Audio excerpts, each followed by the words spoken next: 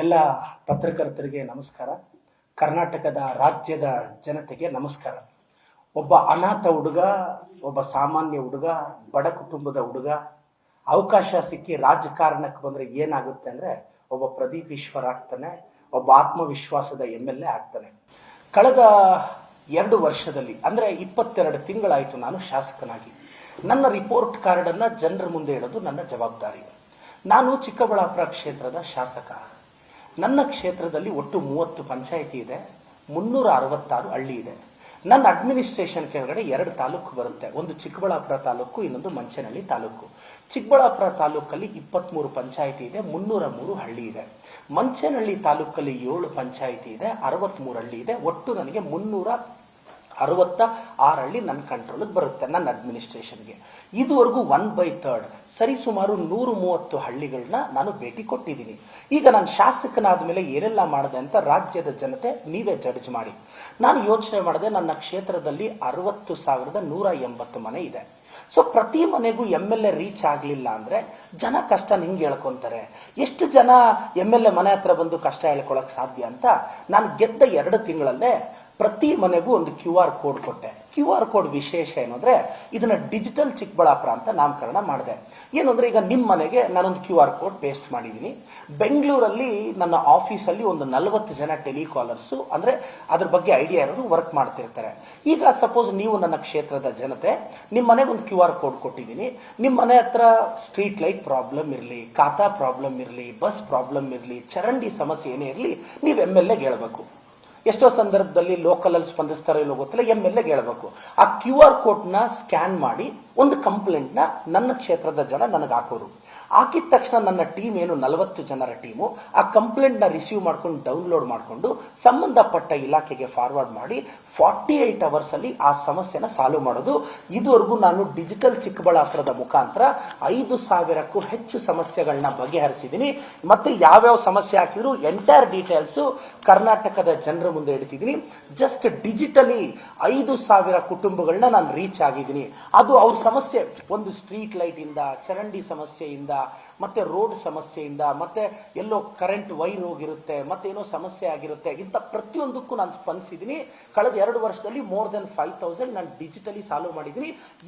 ಈ digitally solve ಮಾಡಕ್ಕೆ ನಾನು ಡೈಲಿ 2 ತಾಸು ಇದನ್ನ ಸ್ಪೇರ್ ಮಾಡಕ್ಕೆ ಮತ್ತೆ ಇವ್ರನ್ನ ಮಾತಾಡೋದಿಕ್ಕೆ ನನ್ನ ದಿನನಿತ್ಯದ ಜೀವನದಲ್ಲಿ ಮಿಡುಪಾಗಿಟ್ಟಿದ್ದೀನಿ. ಇದು ಮೊದಲನೇದು. ಜನ ಕ್ವಶನ್ ಕೇಳಬಹುದು, ಏನಪ್ಪ ಎಷ್ಟು ಜನಕ್ಕೆ ಮೊಬೈಲ್ ಇರುತ್ತೆ, ಎಷ್ಟು ಜನ QR ಕೋಡಲ್ಲಿ ಕಂಪ್ಲೇಂಟ್ ಹೇಳ್ತಾರೆ, ಎಲ್ರಿಗೂ ಅದು ಬರಬೇಕಲ್ಲ ಅಂತ. ಕರೆಕ್ಟ್. ಎಜುಕೇಟೆಡ್ಸ್ಗೆ ಯಾರು MLA ಬಂದು ಭೇಟಿ ಮಾಡೋಕ್ಕೆ ಕಷ್ಟ ಆಗುತ್ತೋ ಅವರಿದು ನಮ್ಮೂರಿಗೆ ನಮ್ಮ ಶಾಸಕರು ಅಂತ.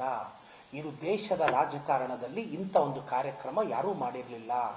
ಇದನ್ನ ಮಾನ್ಯ ಮುಖ್ಯಮಂತ್ರಿಗಳು ನನ್ನನ್ನು ಅಭಿನಂದಿಸಿದ್ದಾರೆ. ಅದರ ಟ್ವೀಟ್ ಮಾಡಿರೋ ಕಾಪಿನೂ ನಿಮ್ಮ ಮುಂದೆ ಇಟ್ಟಿದ್ದೀನಿ. ಏನಿದು ನಮ್ಮೂರಿಗೆ ನಮ್ಮ ಶಾಸಕರು? ಸರ್, ಮೊದಲೆಲ್ಲ MLAಗಳು ಜನರಲ್ ಆಗಿ ಏನಾಗೋದು, ಪಂಚಾಯತಿ ಹೆಡ್ ಕ್ವಾರ್ಟರ್లో ಕೂತ್ಕೊಳ್ಳೋರು. ಪಂಚಾಯತಿ ಹೆಡ್ ಕ್ವಾರ್ಟರ್ಲಿ ಯಾವಾಗ ಬೆಳಗ್ಗೆ ಒಂದು 11 ಗಂಟೆಗೆ ಸ್ಟಾರ್ಟ್ ಆಗೋದು, ಸ್ವಾಗತ ವಂದನಾರ್ಪಣೆ ಮುಗಿಯೋಷ್ಟೊತ್ತಿಗೆ 1:30 ಕಾರ್ಯಕ್ರಮ ಸ್ಟಾರ್ಟ್ ಆಗೋದು.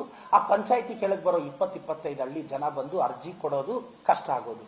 ನಾನೇನು ಮಾಡ್ತೀನಿ, ಪ್ರತಿದಿನ ಬೆಳಗ್ಗೆ 3:30ಗೆ ಅಂದರೆ ವಾರಕ್ಕೆ 2 ರಿಂದ 3 ದಿನ ನಮ್ಮೂರಿಗೆ ನಮ್ಮ ಶಾಸಕ ಮಾಡ್ತೀನಿ. 3:30ಗೆದ್ದು ಕ್ಷೇತ್ರದಲ್ಲಿ 5 ಗಂಟೆಗೆದ್ದು 6-6:30ಗೆ ಪ್ರತಿ ಹಳ್ಳಿಗೆ ಎಂಟೈರ್ ತಾಲೂಕು ಅಡ್ಮಿನಿಸ್ಟ್ರೇಷನ್ನ tahsildar, EO, food inspector, revenue inspector, surveyor, circle inspector, sub inspector 30ಕ್ಕೂ ಹೆಚ್ಚು ಇಲಾಖೆ ಅಧಿಕಾರಿಗಳನ್ನ ಒಂದು ಹಳ್ಳಿಗೆ ಕರ್ಕೊಂಡು ಹೋಗ್ತೀನಿ. ನಾನು ಹಳ್ಳಿಯಲ್ಲಿ ಯಾವುದೇ ಕಾರಣಕ್ಕೆ ಸ್ಟೇಜ್ ಹಾಕಕ್ಕೆ ಬಿಡಲ್ಲ, ವೆಲ್ಕಮು ಸೆಂಡ್ ಆಫ್ ಇದು ಯಾವುದು ಮಾಡಕ್ ಬಿಡಲ್ಲ. ಕಾರಣ, ಒಂದು MLA ಊರಿಗೆ ಬರ್ತಾನೆ ಅಂದ್ರೆ ನನ್ನ ಕಾರ್ಯಕರ್ತ ಅವ್ನು ಕೂಲಿ ಮಾಡಿ ಎತ್ತಿಟ್ಕೊಂಡಿರೋ ದುಡ್ಡಲ್ಲಿ ಸ್ಟೇಜ್ ಹಾಕ್ಸಕ್ಕೆ ಅಂತ ಕಾಸು ಖರ್ಚು ಮಾಡ್ಕೊಂಡ್ಬಿಡ್ತಾನೆ. ನನ್ನ ಕಾರ್ಯಕರ್ತನಿಗೂ ಹೊರೆ ಆಗಬಾರ್ದು, ಮತ್ತೆ ಜನಸಾಮಾನ್ಯರಿಗೂ ಹೊರೆ ಆಗಬಾರ್ದು. ಸಿಂಪಲ್ ಆಗಿ 30ಕ್ಕೂ ಹೆಚ್ಚು ಇಲಾಖೆಯ KS ಅಧಿಕಾರಿಗಳನ್ನ ನೆಲದ ಮೇಲೆ ಅವ್ರ ಜೊತೆ ನಾನು ಚಾಪೆ ಮೇಲೆ ಕುತ್ಕೊಂಡು ಇದುವರೆಗೂ 130 ಹಳ್ಳಿಗೆ ಹೋಗಿ ಪ್ರತಿ ಹಳ್ಳಿಯಲ್ಲಿ ಸ್ಮಶಾನಕ್ಕೆ ಜಾಗ ಇಲ್ವಾ, ಸರ್ವೆ ಪೆಂಡಿಂಗ್ ಇದೆಯಾ, ಆಧಾರ್ ಕಾರ್ಡ್ ಅಪ್ಡೇಷನ್ ಇದೆಯಾ, ಇಲ್ಲ ಫುಡ್ ಪೆನ್ಷನ್ ಬರ್ತಾ ಇಲ್ವಾ, ಇಲ್ಲ ಓಲ್ಡ್ ಪೆನ್ಷನ್ ನಿಂತೋಗಿದೆಯಾ, KYC ಪ್ರಾಬ್ಲಮ್ ಇದೆಯಾ, ಇಲ್ಲ ಏನಾದರೂ ನಿಮ್ದು ಜಮೀನು ತಕರಾರು ಇದೆಯಾ, ಅಷ್ಟು ಡೀಟೇಲ್ಸ್ನ ತಾಲೂಕ್ ಕಚೇರಿನ ಕರ್ಕೊಂಡೋಗಿ ನಾಡ ಕಚೇರಿ ಲ್ಯಾಪ್ಟಾಪ್ ಪ್ರಿಂಟ್ಔಟು ತಗೊಂಡೋಗಿ 100 ಸಮಸ್ಯೆಗಳನ್ನ ಪರಿಹರಿಸಿದ್ದೀನಿ. ಈಗೊಂದು ಪ್ರಶ್ನೆ ಬರುತ್ತೆ, ನೀವು ಊರಿಗೆ ಹೋಗ್ಬಿಟ್ಟು ಏನೋ ಸಾಲ್ವ್ ಮಾಡ್ಬಿಡ್ತೀರಾ, ಅವ್ರು ಕೇಳಿದ್ದೆಲ್ಲ ಕೊಡಿಸಿದ್ದೀರಾ? ಎಸ್. ಯಾವ ಸರ್ವೆ ಕೇಳಿದ್ದೀರೋ ಸರ್ವೆ ಮಾಡಿಸಿದ್ದೀನಿ, ಸ್ಮಶಾನದ ಒತ್ತುವರಿನ ತೆರವುಗೊಳಿಸಿದ್ದೀನಿ. ಒಂದು ಆ ಊರಿಗೆ ರಸ್ತೆ ಬೇಕು, ಚರಂಡಿ ಬೇಕು ಅಂತ ಕೇಳಿದ್ರೆ ಅದಕ್ಕೆಲ್ಲ ಅನುದಾನ ಹಾಕಿದ್ದೀನಿ. 37 ಕೋಟಿ ಅನುದಾನ ನಾನು ತಗೊಂಡೋಗಿದ್ದೀನಿ. ಆರ್ಡರ್ ಕಾಪಿ ಕೂಡ ನಿಮ್ಮ ಮುಂದೆ ಇಟ್ಟಿದ್ದೀನಿ. ಗಟ್ಟಿಗಾನಹಳ್ಳಿ ಸುಬ್ರಾಯನಹಳ್ಳಿಗೆ ಹೋದೆ, ಅವ್ರು ಹೇಳಿದ್ರು ಸ್ವತಂತ್ರ ಬಂದಾಗಿಂದ ಅವ್ರಿಗೆ ರಸ್ತೆನೇ ಇಲ್ಲ ಅಂತ ಊರಿಗೆ 2 ಹಳ್ಳಿಗೆ 2.5 ಕೋಟಿ ಹಾಕಿ ರಸ್ತೆ ಹಾಕ್ಸಿದ್ದೀನಿ. ಈ ಅನುದಾನ ನನ್ನ ಸರ್ಕಾರದಲ್ಲಿ ನನ್ನ ಮುಖ್ಯಮಂತ್ರಿಗಳು ಉಪಮುಖ್ಯಮಂತ್ರಿಗಳ ಹತ್ರ ಎತ್ಕೊಂಡೋಗಿ 37 ಕೋಟಿ ಈ ಹಳ್ಳಿಗಳಿಗೆ ಅನುದಾನ ಹಾಕಿದ್ದೀನಿ. ಅದ್ರ ಕಾಪಿನೂ ಇಲ್ಲಿ ಇಟ್ಟಿದ್ದೀನಿ. ಇದು ನಮ್ಮೂರಿಗೆ ನಮ್ಮ ಶಾಸಕ. ಈಗ 130 ಹಳ್ಳಿವರೆಗೂ ನಾನು ಮುಟ್ಟಿದ್ದೀನಿ. ಇನ್ನ ನನಗೆ 363 ಹಳ್ಳಿಯಲ್ಲಿ ಇನ್ನು 1/3 ಮುಗಿದಿದೆ. ಇನ್ನ 2/3 ಪೆಂಡಿಂಗ್ ಇದೆ. ಅದನ್ನ ಇನ್ನ 1 ವರ್ಷದಲ್ಲಿ ಮುಗಿಸ್ತೀನಿ. ಇದು ಸೆಕೆಂಡ್. ಹಾಗಾದ್ರೆ ಟೌನ್ ಅಲ್ಲಿ ಏನ್ ಮಾಡ್ತೀರಾ ಪ್ರದೀಪ್ ಈಶ್ವರ್ ಅವರೇ? ನಮಸ್ತೆ ಚಿಕ್ಕಬಳ್ಳಾಪುರ ಅಂತ ಕಾರ್ಯಕ್ರಮ ಸ್ಟಾರ್ಟ್ ಮಾಡಿ ಇದುವರೆಗೂ ಚಿಕ್ಕಬಳ್ಳಾಪುರದ 12 ವಾರ್ಡ್ ಅಲ್ಲಿ ಮನೆ ಮುಂದೆ ಹೊಸ್ತಿಲ್ ಮುಂದೆ ಹೋಗಿ ನಿಂತ್ಕೊಂಡು ಅಣ್ಣ ನಿಮ್ ಕಷ್ಟ ಇದೆಯಾ, ಅಕ್ಕ ನಿಮ್ ಕಷ್ಟ ಇದೆಯಾ ಅಂತ ನಗರಸಭೆ ಕಮಿಷನರ್ಸ್ ಜೊತೆ ಹೋಗಿ ಅವ್ರ ಸಮಸ್ಯೆ ಕೇಳಿದ್ದೀನಿ. ಇದು ನಗರ ಭಾಗಕ್ಕೆ. ಇದು ನಾನೊಂದು MLA ಆಗಿ ಮಾಡಿದ್ದು. ಸೊ ನನಗೂ ಸೋಷಿಯಲ್ ರೆಸ್ಪಾನ್ಸಿಬಿಲಿಟಿ ಇರುತ್ತಲ್ಲ. ನಾನು ಎಲೆಕ್ಷನ್ಗಿಂತ ಮುಂಚೆ ನಾನು ತಂದೆ ತಾಯಿನ ಕಳ್ಕೊಂಡು ಒಂದು ಅನಾಥ ಹುಡುಗ ಎಲೆಕ್ಷನ್ ಕಂಟೆಸ್ಟ್ ಮಾಡಿದ್ದು. ನನ್ನ ಗೆಲುವು ರಾಜ್ಯಕ್ಕೆ ದೇಶಕ್ಕೆ ಇನ್ಸ್ಪಿರೇಷನ್. ಒಬ್ಬ ಸಾಮಾನ್ಯ ಹುಡುಗನನ್ನ ಜನ ಇಷ್ಟಪಟ್ಟು ವೋಟ್ ಹಾಕ್ತಾರೆ. ಇದು ಡೆಮೋಕ್ರಸಿ ಸ್ಟಿಲ್ ಅಲೈವ್ಗೆ ನನ್ನ ಎಕ್ಸಾಂಪಲ್. ನನ್ನ ತಂದೆ ತಾಯಿಗೆ ಆಗಿರೋ ಪರಿಸ್ಥಿತಿ ಬೇರೆ ಯಾರಿಗೂ ಆಗಬಾರ್ದು, ಹಾಸ್ಪಿಟಲ್ಗೆ ರೀಚ್ ಆಗಬೇಕು ಅಂತ ನಾನು ಅಮ್ಮ ಆಂಬ್ಯುಲೆನ್ಸ್ ಅಂತ ಬಿಟ್ಟಿದ್ದೀನಿ. ನಾನು ಚಿಕ್ಕಬಳ್ಳಾಪುರನ ಸಿಂಗಪುರ್ ಎಲ್ಲ ಮಾಡಕ್ಕೆ ನನ್ನ ಕೈಯಲ್ಲಾಗಲ್ಲ. ಆದ್ರೆ ಚಿಕ್ಕಬಳ್ಳಾಪುರನ ಆಂಬ್ಯುಲೆನ್ಸ್ ಸರ್ವಿಸ್ನ ನೋಡಿ ಸಿಂಗಪುರ್ ಗವರ್ನಮೆಂಟ್ ಬೆಚ್ಚಿ ಬೀಳೋ ರೀತಿ ನಾನು ಅಮ್ಮ ಆಂಬ್ಯುಲೆನ್ಸ್ ನಡೆಸ್ತಾ ಇದ್ದೀನಿ. ಏನು ಅಮ್ಮ ಆಂಬ್ಯುಲೆನ್ಸ್ ವಿಶೇಷತೆ ಸರ್? 10 ಆಂಬ್ಯುಲೆನ್ಸ್ ಬಿಟ್ಟಿದ್ದೀನಿ. 10 ಆಂಬ್ಯುಲೆನ್ಸ್ ದುಡ್ಡು ನನ್ನದು, ಅದಕ್ಕೆ ಹಾಕ್ಸೋ ಡೀಸೆಲ್ ನನ್ನದು. 20 ಜನ ಡ್ರೈವರ್ಸ್ ಇಟ್ಟಿದ್ದೀನಿ. ಡೇ ಶಿಫ್ಟ್ ಅಲ್ಲಿ 10 ಜನ, ನೈಟ್ ಶಿಫ್ಟ್ ಅಲ್ಲಿ 10 ಜನ. ಕರೆ ಮಾಡಿದ 12 ನಿಮಿಷದ ಒಳಗಡೆ ನನ್ನ ಅಮ್ಮ ಆಂಬ್ಯುಲೆನ್ಸ್ ಮನೆ ಮುಂದೆ ನಿಂತಿರುತ್ತೆ. ಒಬ್ಬರ ಹತ್ರ 1 ರೂಪಾಯಿ ತಗೊಳ್ಳಲ್ಲ, ಟಿಪ್ಸ್ ತಗೊಳ್ಳಲ್ಲ. ನನ್ನ ಆಂಬ್ಯುಲೆನ್ಸ್ ಡ್ರೈವರ್ ಕಾಫಿ ಕೂಡ ಕುಡಿಯಲ್ಲ. ಯಾಕಂದ್ರೆ ತುಂಬಾ ಬಡವರು ಇರ್ತಾರೆ, 100 ರೂಪಾಯಿ ಕಷ್ಟ ಇರೋರು ಇರ್ತಾರೆ. ಇವತ್ತು ಚಿಕ್ಕಬಳ್ಳಾಪುರದಿಂದ ವೆಂಟಿಲೇಟರ್ ಇರೋ ಆಂಬ್ಯುಲೆನ್ಸ್ ಬೆಂಗಳೂರಿಗೆ ಬರಬೇಕು ಅಂದ್ರೆ 8-10 ಸಾವಿರ ಬೇಕು. ಆಕ್ಸಿಜನ್ ಇದೆಲ್ಲ ಇರೋದು ಬೇಕು ಅಂದ್ರೆ 5-6 ಸಾವಿರ ಬೇಕು. ಆದ್ರೆ ನಾವು ಇವತ್ತು ವಿಕ್ಟೋರಿಯಾ, ಜಯದೇವ, ಸಂಜಯ್ ಗಾಂಧಿ ಹಾಸ್ಪಿಟಲ್ ಇಂತ ತುಂಬಾ ಆಸ್ಪತ್ರೆಗೆ ಇದುವರೆಗೂ ನಾನು 5,000ಕ್ಕೂ ಹೆಚ್ಚು ಪೇಷಂಟ್ಸ್ ನಾನು ಇದುವರೆಗೂ ಅಮ್ಮ ಆಂಬ್ಯುಲೆನ್ಸ್ ಮುಖಾಂತರ ಅವರ ಹೆಸರು, ಯಾವ ಕಾಯಿಲೆ, ಅವರ ಊರು, ಪ್ರತಿಯೊಂದು ಡೀಟೇಲು ಮಾಧ್ಯಮದ ಮುಂದೆ ಇಡ್ತಾ ಇದ್ದೀನಿ. ಇದು ನನ್ನ ಸ್ವಂತ ಪರಿಶ್ರಮದಿಂದ ನಾನು ಆಂಬ್ಯುಲೆನ್ಸ್ ನಡೆಸ್ತಿದ್ದೀನಿ. ಮತ್ತೆ ಎಜುಕೇಶನ್ ನಲ್ಲಿ ಏನ್ ರೆವಲ್ಯೂಷನ್ ತರಬೇಕು? SSLC ಖಾಸಗಿ ಸಂಸ್ಥೆಗಳ ರಿಸಲ್ಟ್ ಯಾಕೆ ಬರುತ್ತೆ ಅಂದ್ರೆ ಅವ್ರು ಫಾಲೋ ಅಪ್ ಮಾಡ್ತಾರೆ.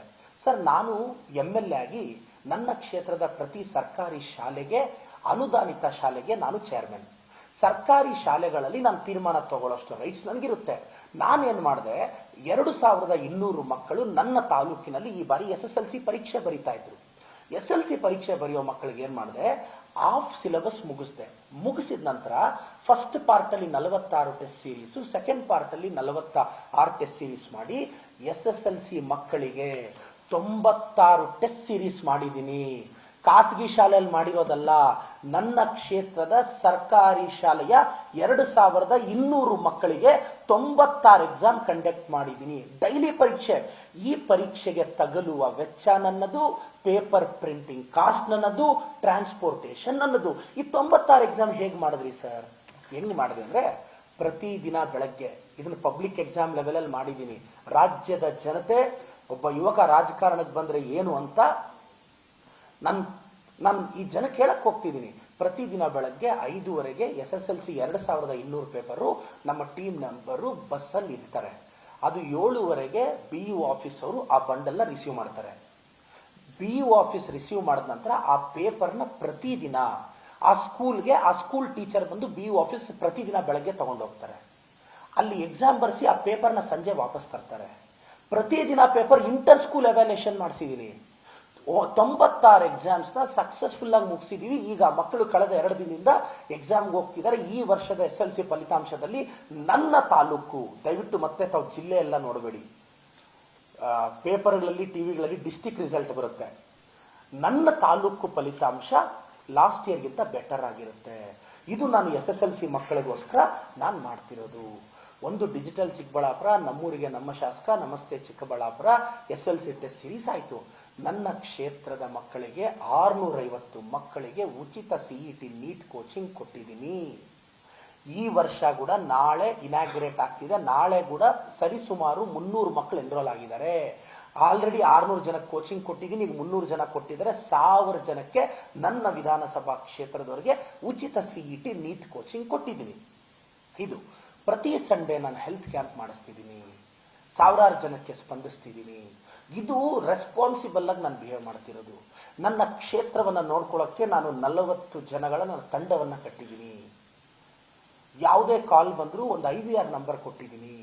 ಆಂಬ್ಯುಲೆನ್ಸ್ ಕಾಲ್ ಅಟೆಂಡ್ ಮಾಡೋಕ್ಕೆ ಡೇ ಶಿಫ್ಟಲ್ಲಿ ಇಬ್ರು, ನೈಟ್ ಶಿಫ್ಟಲ್ಲಿ ಇಬ್ರು ಬರೀ ಕಾಲ್ ರಿಸೀವ್ ಮಾಡೋಕ್ಕಿರ್ತಾರೆ.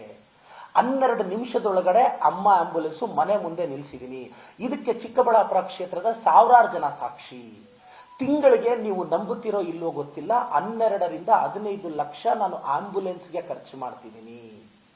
ನನ್ನ ಶಾಸಕರ ಸಂಬಳ, ನನ್ನ ಪರಿಶ್ರಮ MDಯ ಸಂಬಳ ಆಂಬ್ಯುಲೆನ್ಸ್ ಖರ್ಚು ಮಾಡ್ತಿದ್ದೀನಿ.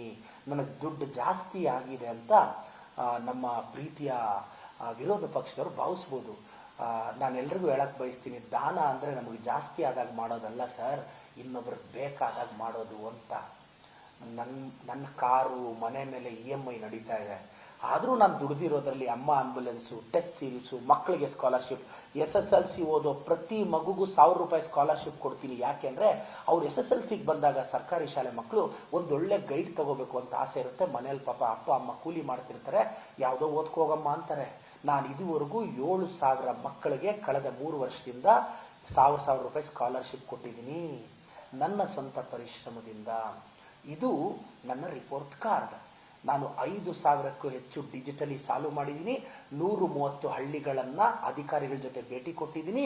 ಚಿಕ್ಕಬಳ್ಳಾಪುರದಲ್ಲಿ 12 ವಾರ್ಡು, ಮಂಚೇನಹಳ್ಳಿಯಲ್ಲಿ ವಾರ್ಡ್ ನಂಬರ್ 5 ಅಂದ್ರೆ 1 ವಾರ್ಡು ಮುಗಿಸಿದ್ದೀನಿ. 1000 ಅರ್ಜಿಗಳು ವಿಲೇವಾರಿ ಮಾಡಿದ್ದೀನಿ. ಇಷ್ಟೆಲ್ಲ ಹೇಳ್ಬಿಟ್ಟೆ ಗ್ಯಾರಂಟಿಗಳಿಗೆ ದುಡ್ಡು ಹೋಗ್ತಿದೆ ಪ್ರದೀಪ್, ಅನುದಾನ ತಗೊಂಡೋಗಿದ್ಯಾ ಅಂತ.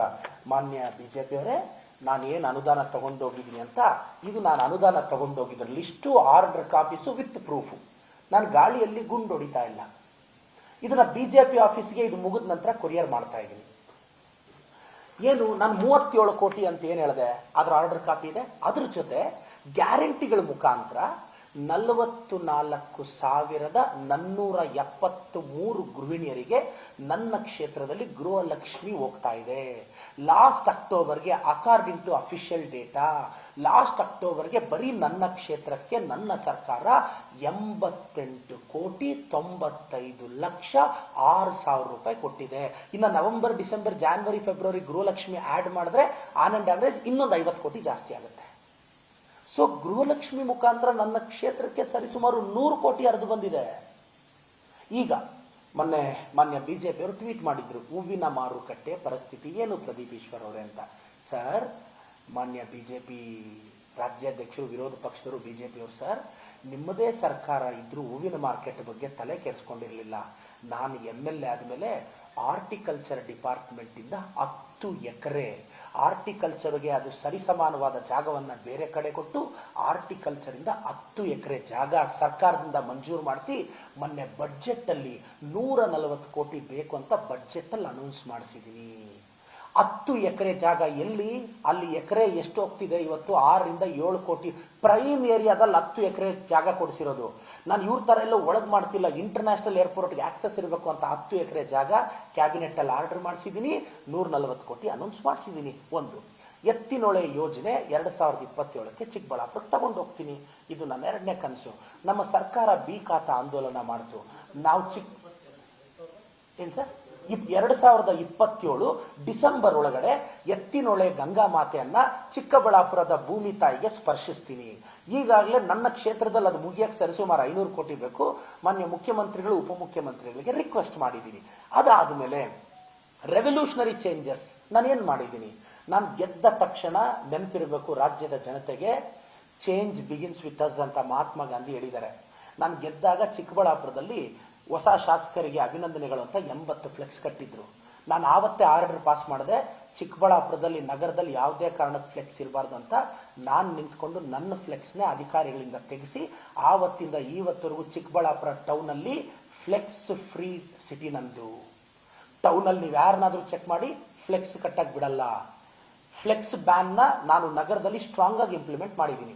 ಎರಡನೇದು, ಮೊದಲೆಲ್ಲ ಸರ್ಕಾರಿ ಕಾಲೇಜಿನ ಜಾಗದ ಮುಂದೆ, ಫಾರ್ ಎಕ್ಸಾಂಪಲ್ ಸರ್ಕಾರಿ ಜೂನಿಯರ್ ಕಾಲೇಜ್ ಮುಂದೆ ತುಂಬಾ ದೊಡ್ಡ ಜಾಗ ಇದೆ, ವಾರಕ್ಕೆ 4 ಪ್ರೋಗ್ರಾಮ್ ನಡೆಯೋದು. ಆ ಶಾಲೆಯಲ್ಲಿ ಎಷ್ಟು ಜನ ಓದ್ತಾರೆ? 4 ಶಾಲೆ. ಬೆಳಿಗ್ಗೆಯಿಂದ ಸಂಜೆವರೆಗೂ ಸೌಂಡ್ ಸಿಸ್ಟಮ್ ಇಡೋದು, ವಾರಕ್ಕೆ 4 ಪ್ರೋಗ್ರಾಮ್ ಮಾಡೋದು. ಪಾಪ ಟೀಚರ್ಸ್ ಎಲ್ಲ ವಿಂಡೋಸ್ ಹಾಕೊಂಡು ಮಕ್ಕಳಿಗೆ ಪಾಠ ಮಾಡ್ತಿದ್ರು. ನಾನು ಚಿಕ್ಕ ವಯಸ್ಸಿಂದ ನೋಡಿದ್ದೆ. ನಾನು ಗೆದ್ದ ಮೇಲೆ ಸರ್ಕಾರಿ ಕಾಲೇಜಿನ ಪ್ರಿಮಿಸಿಸ್ ಅಲ್ಲಿ ಯಾವುದೇ ಕಾರ್ಯಕ್ರಮ ಎಕ್ಸೆಪ್ಟ್ ಆ ಕಾಲೇಜಿನ ಶಾಲೆಯ ಕಾರ್ಯಕ್ರಮ ಬಿಟ್ಟು ಯಾವುದು ಖಾಸಗಿ ಮಾಡಬಾರ್ದು. ಇದು ನಾನು ತಗೊಂಡ್ರ ಕ್ರಮ. 3ನೇದು, ದಲಿತ ಸಮುದಾಯದ ಧ್ವನಿ ನಾನು, ದಲಿತ ಸಮುದಾಯದ ಭವಿಷ್ಯ ನಾನು, ಬಾಬಾ ಸಾಹೇಬ್ ಅಂಬೇಡ್ಕರ್ರ ಭಕ್ತ ನಾನು. ಅಂಬೇಡ್ಕರ್ ಅವರು ನನ್ನಂತವ್ರ ಪಾಲಿಗೆ ದೇವರು. ಅವ್ರ ಆಶೀರ್ವಾದದಿಂದನೇ ನಾನು MLA ಆಗಿರೋದು. ನಾನು ಪ್ರಮಾಣ ವಚನನು ಬಾಬಾ ಸಾಹೇಬ್ ಅಂಬೇಡ್ಕರ್ ಹೆಸರಲ್ಲೇ ತಗೊಂಡಿದ್ದು. ಇವತ್ತು ಫಾರ್ ಎಕ್ಸಾಂಪಲ್ ನನ್ನೂರು ಪೆರೇಸಂದ್ರ, ಇವತ್ತು ನನ್ನ ವಿರುದ್ಧ ನಿಂತಿದ್ದವರು ಪೆರೇಸಂದ್ರನೇ. ನಮ್ಮೂರಲ್ಲಿ 800 ಜನ ದಲಿತರಿದ್ರು. ಆದರೆ ನಮ್ಮೂರಿನ ದಲಿತರಿಗೆ ಸ್ಮಶಾನಕ್ಕೆ ಜಾಗ ಇರಲಿಲ್ಲ. ದಯವಿಟ್ಟು ಇದು ರಾಜ್ಯದ ಜನ ನೋಡಬೇಕು. ಸ್ಮಶಾನದ SC ST ಅವ್ರ ಕಷ್ಟಕ್ಕೆ ಸ್ಪಂದಿಸಿರ್ಲಿಲ್ಲ. ನಮ್ಮೂರಲ್ಲಿ ಎಷ್ಟೋ ಸಲ ನಾನು ನೋಡಿದ್ದೀನಿ, ಆ ಒಂಕೆ ಪಕ್ಕದಲ್ಲಿ, ಕಾಲುವೆ ಪಕ್ಕದಲ್ಲಿ ಯಾರಾದ್ರೂ ದಲಿತರ ಪಾಪ ಶವ ಉಳಿದ್ರೆ ನೀರು ಜಾಸ್ತಿ ಬಂದ್ರೆ ತೇಲ್ಕೊಂಡ್ ಬಂದಿದೆ 20-15 ವರ್ಷದಿಂದ ಡೆಡ್ ಬಾಡಿಗಳು ನಾನು ನೋಡಿದ್ದೀನಿ. ಆದ್ರೆ ಯಾರು ಅವ್ರಿಗೆ ಸ್ಮಶಾನಕ್ಕೆ ಜಾಗ ಕೊಡ್ಲಿಲ್ಲ. ನಾನು ಗೆದ್ದ ಮೇಲೆ ಫಸ್ಟ್ ಆರ್ಡರ್ ಮಾಡ್ತಿದ್ದೆ, ನನ್ನೂರಿನ SC ST ಜನಕ್ಕೆ 1.25 ಎಕರೆ SC ST ಸಮುದಾಯಕ್ಕೆ ಸ್ಮಶಾನ ಜಾಗ ಕೊಡಿಸಿದ್ದು. ಇವತ್ತು ತುಂಬಾ ಹಳ್ಳಿಗಳಲ್ಲಿ ನಾನು ಏನು 130 ಹಳ್ಳಿ ಭೇಟಿ ಕೊಟ್ಟಿದ್ದೀನಿ. ಅಷ್ಟು ಹಳ್ಳಿಗೆ ದಲಿತರಿಗೆ ಸ್ಮಶಾನಕ್ಕೆ ಒತ್ತುವರಿ ಯಾವ ಪ್ರಭಾವಕ್ಕೂ ಮಣಿತಾ ಇಲ್ಲ. ತುಂಬಾ ಸ್ಟ್ರಾಂಗ್ ಆಗಿ ತೀರ್ಮಾನ ತಗೊಂತಾ ಇದ್ದೀನಿ. JCBಗಳು ಎತ್ಕೊಂಡೋಗಿ ಯಾರನ್ನೂ ಕೇರ್ ಮಾಡದೆ ತೆರವುಗೊಳಿಸ್ತಾ ಇದ್ದೀನಿ.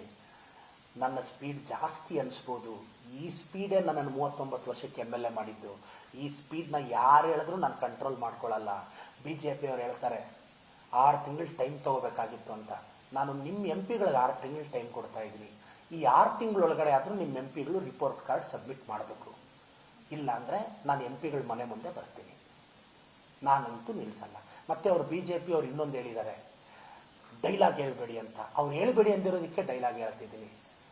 ಮಿಸ್ಟರ್ ಕರ್ನಾಟಕ BJP, ನಿಮ್ ತರ ದುಡ್ದಿರೋ ದುಡ್ಡಲ್ಲಿ ಡಾಲರ್ಸ್ ಕಾಲೋನಿಯಲ್ಲಿ ಹೋಗಿ ಸೈಟು ಮನೆ ತಗೋಬೇಕು ಅಂತ ಆಸೆ ಇಲ್ಲ. ನನ್ನ ಕ್ಷೇತ್ರದ ಬಡವರು ಮಕ್ಕಳನ್ನ ಡಾಲರ್ ರೇಂಜ್ ಬೆಳೆಸ್ಬೇಕು ಅನ್ನೋ ಆಸೆ ಇದೆ. ನನ್ನ ಡೈಲಾಗ್ ಗುರು, ಇದು ತೆಲುಗು ಡೈಲಾಗ್ ಅಲ್ಲ. BJP ಅವ್ರು ಹೇಳ್ತಾರೆ, BJP ಅವ್ರು ಇನ್ನೊಂದು ಮಾತು ಹೇಳ್ತಾರೆ, ತೆಲುಗು ಡೈಲಾಗ್ ಹೇಳ್ಬೇಡ ಅಂತ. ನೀವು ಆ ಕಡೆಯಿಂದ ಬುಲೆಟ್ ಬಿಟ್ರೆ ನಾವು ಈ ಕಡೆಯಿಂದ ದೀಪಾವಳಿ ಮಾಡ್ತೀವಿ. ಫೈರ್ ಬ್ರ್ಯಾಂಡ್ಗಳು ನಮ್ಮಲ್ಲೂ ಇದೀವಿ. ನಿಮ್ಮ ಬ್ರ್ಯಾಂಡ್ನ ಫೈರ್ ಮಾಡೋದು ನಮಗೆ ಗೊತ್ತು. ಇಷ್ಟು ಹೇಳ್ತಾ ಎಲ್ಲ BJP ಅವ್ರಿಗೂ, ಮಾನ್ಯ ಸಂಸದರಿಗೂ, ಸರ್, ರಾಜ್ಯದ ಜನತೆಗೆ ನಾನು ವಿನಂತಿಸ್ತೀನಿ, ನಾನು ಮಾತುಗಾರನೂ ಹೌದು, ಕೆಲಸಗಾರನೂ ಹೌದು. ಮಾತಾಡೋದು ಒಂದು ಕಲೆ ರೀ, ಎಲ್ಲರ ಕೈಲೂ ಆಗುತ್ತಾ? ಡೈಲಾಗು ನೀವು ಹೊಡಿರಪ್ಪ ನೋಡ, ಹೊಡಿಯಕ್ಕಾಗತ್ತಾ? ಆಗ ಅದು ಡೈಲಾಗ್ ಅಲ್ಲ BJP, ಅದನ್ನ ಸರಸ್ವತಿ ದೇವಿ ಅಂತಾರೆ. ನಿರರ್ಗಳವಾಗಿ ಮಾತಾಡೋದು ಗಾಡ್ ಗಿಫ್ಟೆಡ್ ಅಲ್ಲ. ನಿಮಗೆಲ್ಲ ಗಾಡ್ ಫಾದರ್ಸ್ ಇದಾರೇನೋ, ನನಗ ಗಾಡೇ ಫಾದರ್. ಆತನ ಒಳಗಿದ್ದಕ್ಕೆ ಇಷ್ಟು ದೂರ ನಾನು ಬಂದಿರೋದು. ಕರ್ನಾಟಕ BJPಗೆ ನಾನು ಮತ್ತೊಂದು ವಿಚಾರ ಹೇಳ್ತೀನಿ, ನಿಮ್ಮ MPಗಳು ರಿಪೋರ್ಟ್ ಕಾರ್ಡ್ ಪಬ್ಲಿಷ್ ಮಾಡಬೇಕು. ನಾನು ಮತ್ತೆ ಸ್ಪಷ್ಟಪಡಿಸ್ತೇನೆ, ನಾನು ಭೇಟಿ ಕೊಟ್ಟಿರೋ 130 ಹಳ್ಳಿಗಳಲ್ಲಿ ಏನೆಲ್ಲ ಅವ್ರು ಹೇಳಿದರೆ ಆ ಸಮಸ್ಯೆನ ಬಗೆಹರಿಸ್ಕೊಂಡು ಬರ್ತಿದ್ದೀನಿ. ಇನ್ನೊಂದು ವಿಚಾರ ಏನು ಗೊತ್ತಾ ಸರ್, ನನ್ನ ಕ್ಷೇತ್ರದಲ್ಲಿ 366 ಹಳ್ಳಿಗಳಲ್ಲಿ 140 ಹಳ್ಳಿಗೆ ಇವತ್ತಿಗೂ ವಾಟರ್ ಫಿಲ್ಟ್ರೇ ಇಲ್ಲ ಸರ್. 140 ಹಳ್ಳಿಗೆ ವಾಟರ್ ಫಿಲ್ಟ್ರೇ ಇಲ್ಲ. ಇದು ಯಾವ ಅಭಿವೃದ್ಧಿ ಸರ್? ರೋಡ್ ಸೈಡ್ ಅಲ್ಲಿ ಒಂದು 50 ಕೋಟಿ ಎತ್ಕೊಂಡು ಒಂದು ಬಿಲ್ಡಿಂಗ್ ಕಟ್ಟಿ ನಾನು ಕಟ್ಟಿದೆ ಅಂದ್ರೆ ಆಗೋಗುತ್ತಾ? ನಾನು ಇವತ್ತ 130 ಹಳ್ಳಿಗೆ ಆವ್ರೇಜ್ ಒಂದು ವಾಟರ್ ಫಿಲ್ಟರ್ 12 ಲಕ್ಷ ಅಂತ ಅನ್ಕೊಂಡ್ರು, ಕನಿಷ್ಠ 20 ಕೋಟಿ ಬೇಕು ಸರ್ ವಾಟರ್ ಫಿಲ್ಟರ್ಗೆ. ಈಗ ನಾನು ಸರ್ಕಾರದಲ್ಲಿ 50 ಕೋಟಿ ರಿಕ್ವೆಸ್ಟ್ ಮಾಡಿದ್ದೀನಿ. ನನ್ನ ಮೇಲೆ CMಗೆ DCMಗೆ ಪ್ರೀತಿ ಇದೆ. 50 ಅಲ್ಲ 500 ಕೋಟಿ ನಾನು ಎತ್ಕೊಂಡು ಹೋಗ್ತೀನಿ ನನ್ನ ಕ್ಷೇತ್ರಕ್ಕೆ. ರಾಜ್ಯದ ಜನತೆ, ಒಬ್ಬ ಸಾಮಾನ್ಯ ಹುಡುಗ ನಿಮ್ಮ ಮುಂದೆ ರಿಪೋರ್ಟ್ ಕಾರ್ಡ್ ಇಟ್ಟಿದ್ದಾನೆ. ನನ್ನ ವಿಮರ್ಶೆ ಮಾಡೋರು ಮಾಡಲಿ, ಬೈಯೋರು ಬೈಲಿ. ಕೆಲವರು ನನ್ನ ಸ್ನೇಹಿತರು, ನನ್ನ ವಿದ್ಯಾರ್ಥಿಗಳು ಕೇಳ್ತಾರೆ, ಪ್ರದೀಪ್ ಈಶ್ವರ್ ನಿಮ್ಗೆ ಇದೆಲ್ಲ ಬೇಕಾಗಿತ್ತ ಅಂತ. ನೆಮ್ಮದಿಯಾಗಿ ನನ್ನ ಬಗ್ಗೆ ಯಾರೂ ಕಾಮೆಂಟ್ ಮಾಡಬಾರ್ದು, ಮಾತಾಡಬಾರ್ದು ಅಂದರೆ ನೆಮ್ಮದಿಯಾಗಿ ಪರಿಶ್ರಮದಲ್ಲಿ ಪಾಠ ಮಾಡ್ಕೊಂಡಿರ್ತಿದ್ದೆ. ಪವರ್ ಪಾಲಿಟಿಕ್ಸ್ ಅಲ್ಲಿ ವಿಮರ್ಶೆಗಳಿರ್ತವೆ, ತೇಜೋವಧೆಗಳಿರ್ತವೆ, ಬಾಯಿಗೆ ಬಂದಂಗೆ ಬೈತಾರೆ ಅಂತ ನನಗೆ ಗೊತ್ತು. ಇದೆಲ್ಲ ಅರ್ಥ ಆಗದೆ ರಾಜಕಾರಣಕ್ಕೆ ಬಂದಿರೋರಲ್ಲ. ಇದನ್ನು ಫೇಸ್ ಮಾಡೋ ದಮ್ ಇದ್ದೆ ರಾಜಕಾರಣಕ್ಕೆ ಬಂದಿದ್ದೀನಿ. ಕರ್ನಾಟಕ BJP, ನೀವೇನಾದರೂ ಕಾಮೆಂಟ್ ಮಾಡಿ, ಟ್ವೀಟ್ ಮಾಡಿ, ವಿಡಿಯೋಗಳು ಮಾಡಿ, ಅದು ನಾನು ನೋಡಿ ಖುಷಿ ಪಡ್ತೀನಿ.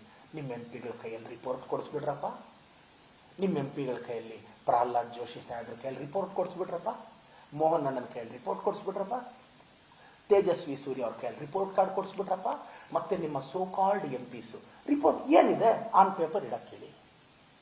ಮತ್ತೆ ಏನಾದರೂ ಮಾತಾಡಿದ್ರೆ ನನಗೆ ರಿಯಾಕ್ಟೇ ಮಾಡಲ್ಲ BJP ಅವರು. ನಾನು ಕರ್ನಾಟಕ BJPಗೆ ಹೇಳೋದಿಷ್ಟೇ, ನೀವು ರಿಯಾಕ್ಟ್ ಮಾಡಬೇಕು. 6 ತಿಂಗಳು ನಾನು ನಿಮಗೆ ಟೈಮ್ ಕೊಡ್ತೀನಿ. ಅವರೇ ಟ್ವೀಟಲ್ಲಿ ಹಾಕಿದರೆ 6 ತಿಂಗಳು ಸಮಯ ತೆಗೆದುಕೊಳ್ಳಿ ಪ್ರದೀಪ್ ಈಶ್ವರ್. ನಾನು ಅದಕ್ಕೆ ಒಂದಿನ ಮುಂಚೆ ಪ್ರೆಸ್ ಮೀಟ್ ಇಟ್ಟೆ.